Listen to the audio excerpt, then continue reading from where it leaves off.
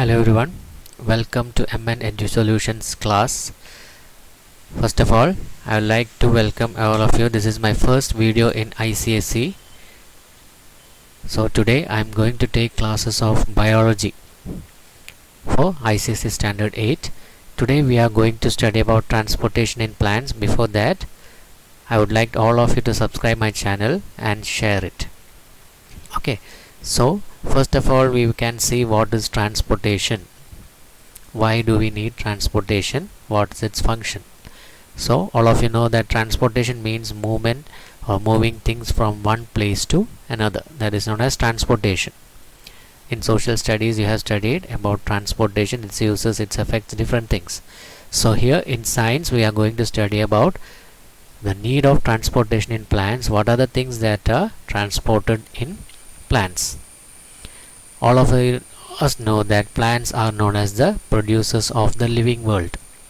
Why are they called so? Because they are the basis of life on earth, along with food, like we mean air, water. Food is also important for us, and this food is provided by the plants. So they are known as the primary producers. You know that plants can produce food using the raw materials in nature like air, water, and with the help of sunlight it can convert it into the food, and that process is known as photosynthesis. This process takes place inside the leaves. And now we are going to study we said that plants need water.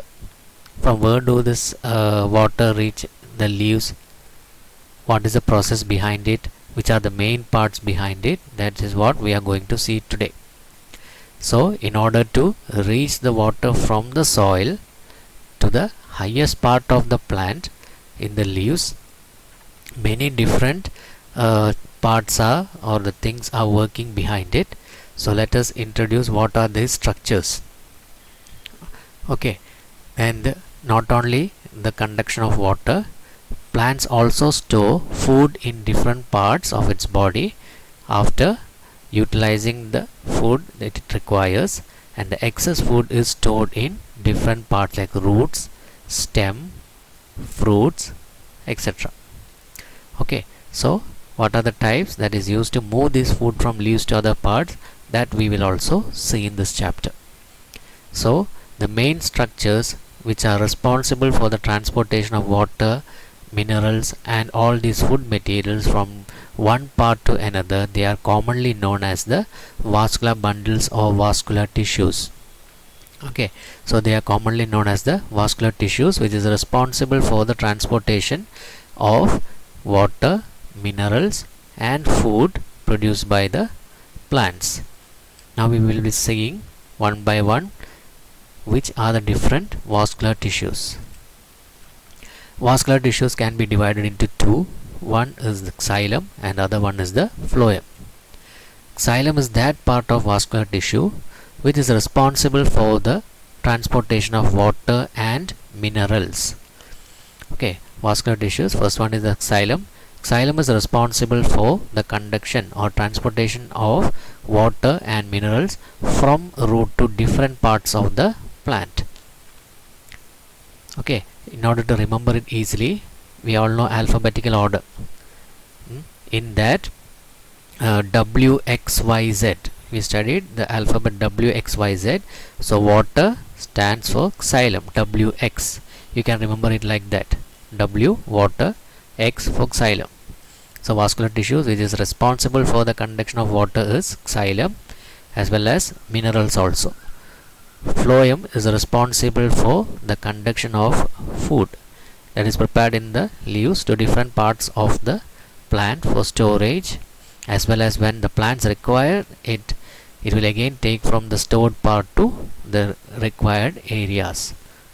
So from that you can understand that in xylem there is only one way movement, that is from roots to different upper parts of the body of the plant. In phloem the movement is two way, that is from roots to leaves, also leaves to roots, or upper to lower and lower to upper parts of the plant body. Okay, so that is the main difference between the xylem and phloem. Xylem is responsible for conducting water and minerals. Phloem is responsible for the transportation or conduction of food.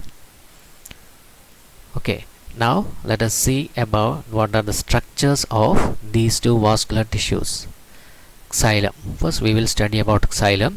In the picture you can see the different parts of the xylem. All of you know the difference between tissues and cells.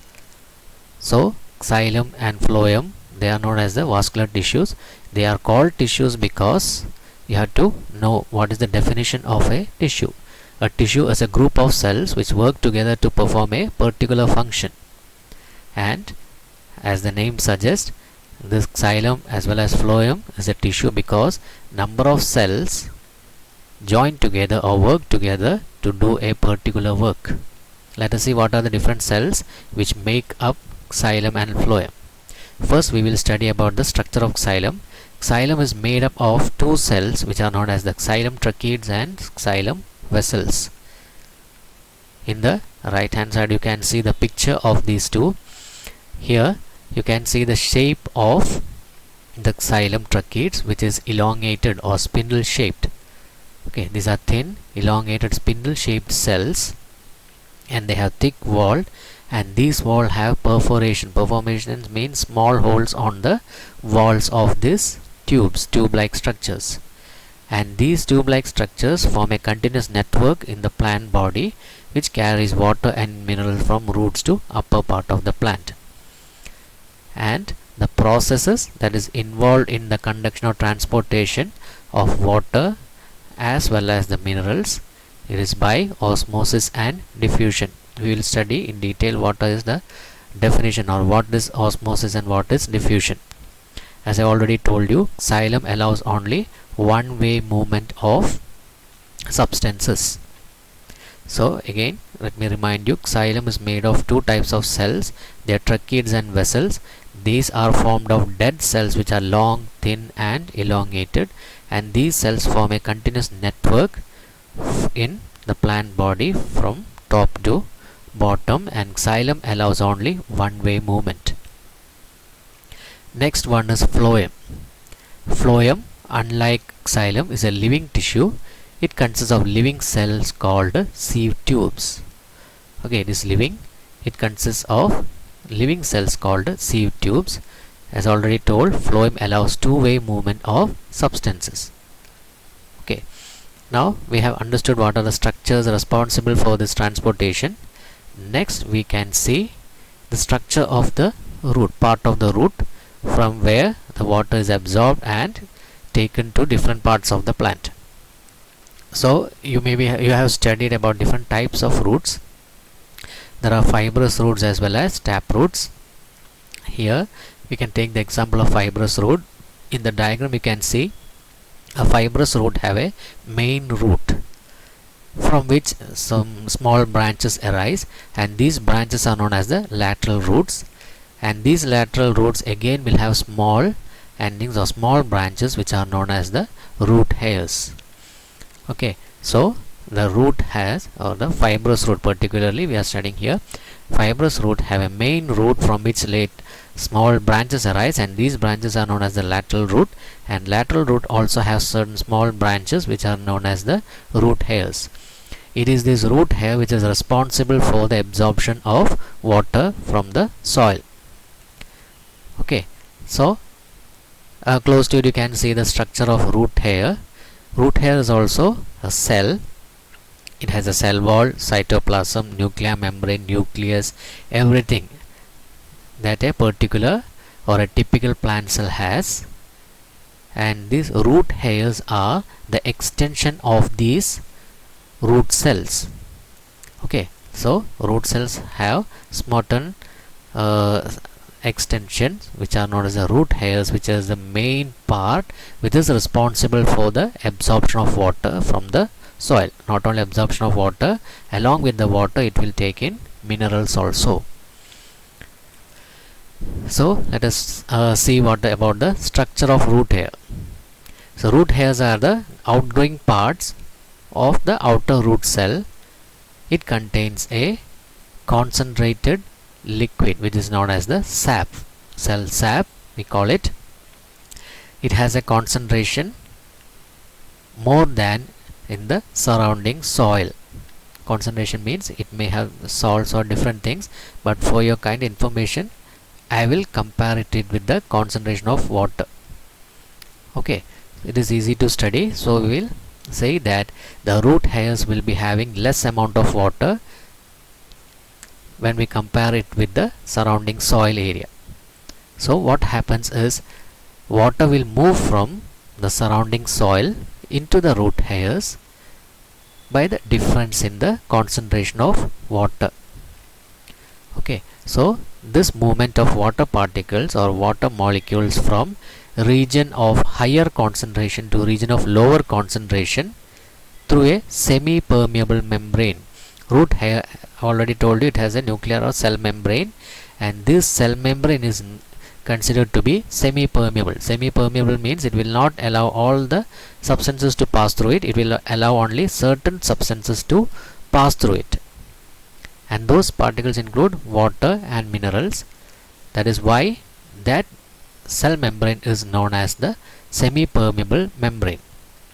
So through the semi-permeable membrane, water from the surrounding areas in the soil where the concentration of water is high will move into the root hair where the concentration of water is less, and this type of movement of water molecules from a region of higher concentration to a region of lower concentration through a semi-permeable membrane is known as osmosis.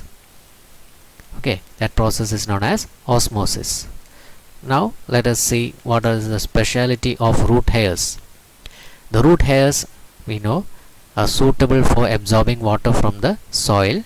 Three main characteristics are there. You know that I have already explained to you about the structure of the roots. A main root which have branches, and again that branches have smaller parts, so that the absorption area is more, which helps for maximum absorption of water. So at a time the plant will get enough water. So the root hairs has a larger surface area which facilitates easy absorption of water. Then each root hair has a semi-permeable membrane. That is, it does not allow all the particles or all the substances to pass through it. Only selected substances are allowed. Then the root hairs also have a concentrated solution known as the cell sap, which is concentrated, which has more concentration than the surrounding soil. So this speciality of root hairs helps for the easy absorption of water from the soil into the roots. Now osmosis I have already told you. There are two other types of movements which we can see in our daily lives also. First one is diffusion. Diffusion is the movement of solid, liquid or gaseous molecules from a region of higher concentration to a region of lower concentration. Okay, so diffusion involves not only the movement of solid, liquid or gaseous molecules from a region of higher concentration to a region of lower concentration. All of you know that when we keep very hot sizzling food in one place or in a corner of a room, that smell easily spreads to all parts. It is an example of diffusion. When you light or burn incense sticks and keep in the corner of the room, then also you can feel the smell. The good smell spreads all over. It is also an example of diffusion, where that all these things we have already seen in our daily life. Osmosis I have already told you. The difference between osmosis and diffusion is that osmosis is particular to water molecules. The movement of water molecules from a region of higher concentration to a region of lower concentration through a semi-permeable membrane. That point is very important. It's called osmosis. You can clearly observe osmosis. All of you know what is a dry raisin. Okay, dried grapes. You can put it in a bowl of water, and after some time when you observe, you can see that the raisins will have swollen up. It is because The dry raisins contain almost no water molecules inside it. When you put those raisins in a bowl of water, there is a concentration difference. Inside the raisin, the water concentration is less, but inside the bowl, water concentration is more. So water molecules will move from a region of higher concentration to a region of lower concentration, which causes the raisins to swell up. Okay, that is osmosis and its example. Another type of movement is the active transport. Active transport actually takes place in the movement or transportation of minerals. Okay, sometimes in the soil the amount of water will be less, or sometimes the water level will be more, and these minerals will be combined in this water, which makes the easy conduction or transportation through the roots. So sometimes the amount of minerals inside the root hairs will be more than the amount or the concentration of minerals in the soil. Anyhow, the plants have to conduct these minerals continuously to its different parts for its survival.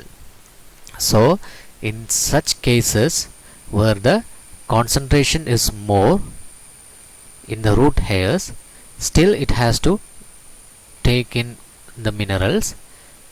Another type of movement occurs, that is known as the active transport.